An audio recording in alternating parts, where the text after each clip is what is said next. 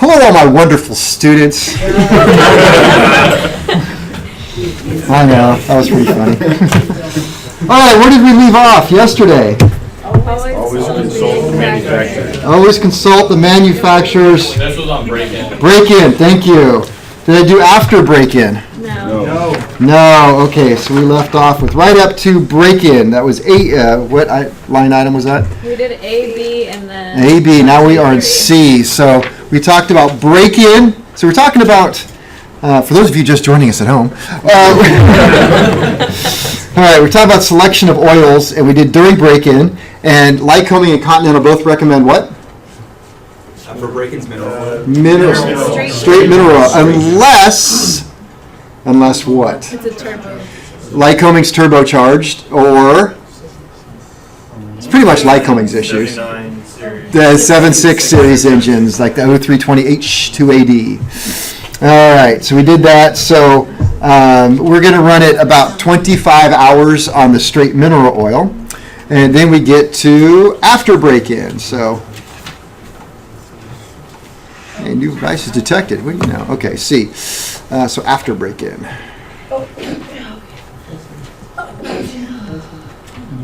Could you get control of that back there, please?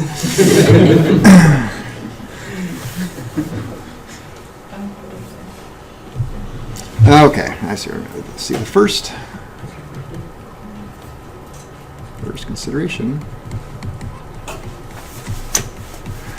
All right, so engine's been broken in. Now they come back to you and they say, "Hey, super mechanic, I've finished my break-in.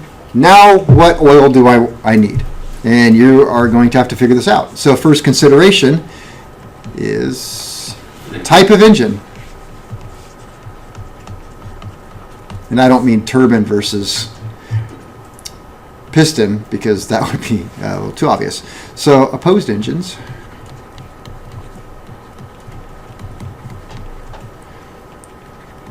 Use thinner oils.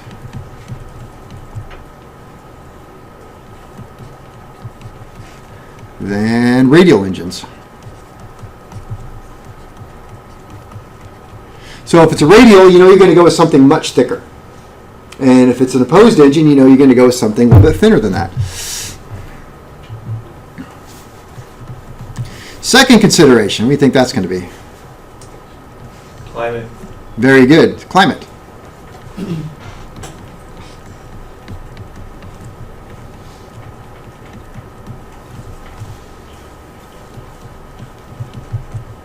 Is temperature. And I could reference service instruction 1014.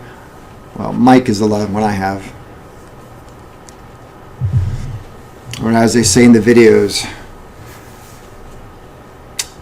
always reference the latest service instruction. All right, so selection of oils.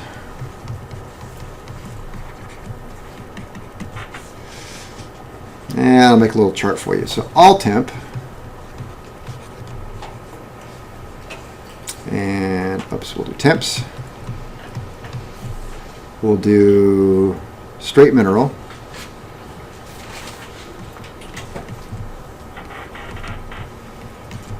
And we'll do ashless dispersant type oil, or not mineral oil.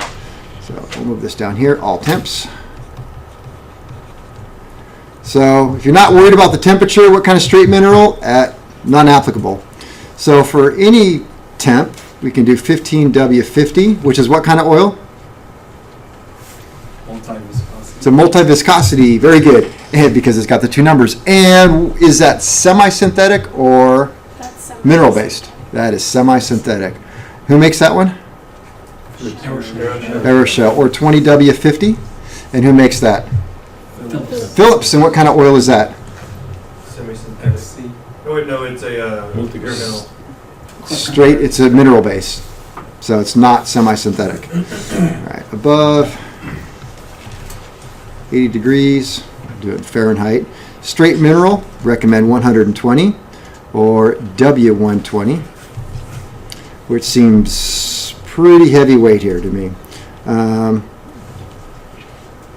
What is W120? Ashless disbursement, There you go, ashless dispersant oil. Why is it ashless dispersant? because it has a W. Because it has a W on there. And above 60.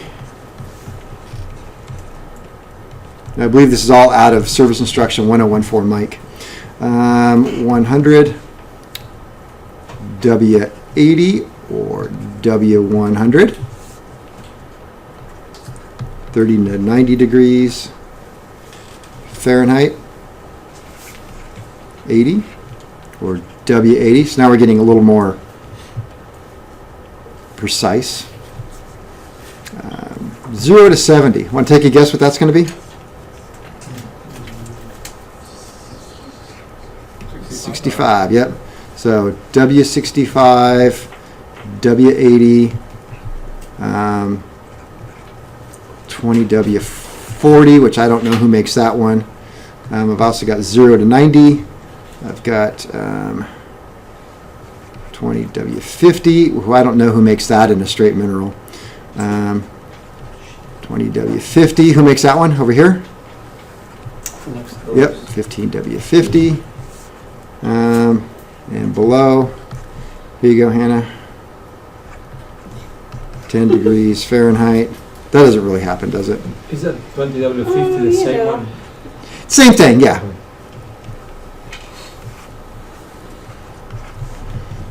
So you can kind of see by looking at that, you can pick where you are. So hey, we're down here, it's summertime, middle of summer, we expect temperatures to get up to 105, 110, right? So what could you select? Well, all temps, because that would definitely be an all temps thing, right? All temps, we could go 15W50, 20W50, right? All temps. We could go, well, it's above 80, W120. That seems excessive to me. I've never put W120 in a opposed engine. But, hey, if the service instruction allows you. Above 60, which it is, that would be normal for around here. It would be a W100 straight weight. Or we can go back down here to 0 to 90 degrees, 20W50, 15W50. Winter time around here, it was most common to use a W80 or the multigrade. So in the 100 AW, that's only Lycoming specific. In what? Is this Lycoming specific? No, yesterday you showed a picture of the 100 AW. 100 Lycoming specific. 100 That was the. Oh, 180 oil. W100. Okay. Yeah, uh-huh. W100. No, that's for all engines. All engine will take W100. I think it was 100 AW and it has the additives. Oh, the plus. To the. The plus, the Right. W, okay, W100 plus. Come over here.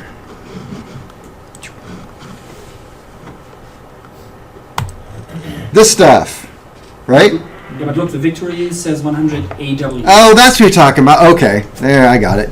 Yes, and your question about that is? That kind of fits in right there It where fits. the 100 was, and it's just. It's got the plus stuff. Yeah, exactly. All right, so back to here. So just to give you an idea, so consult service instructions, pilot operating handbook out of the aircraft, owner preferences. What number am I on then? I think it's like 6. 7, okay.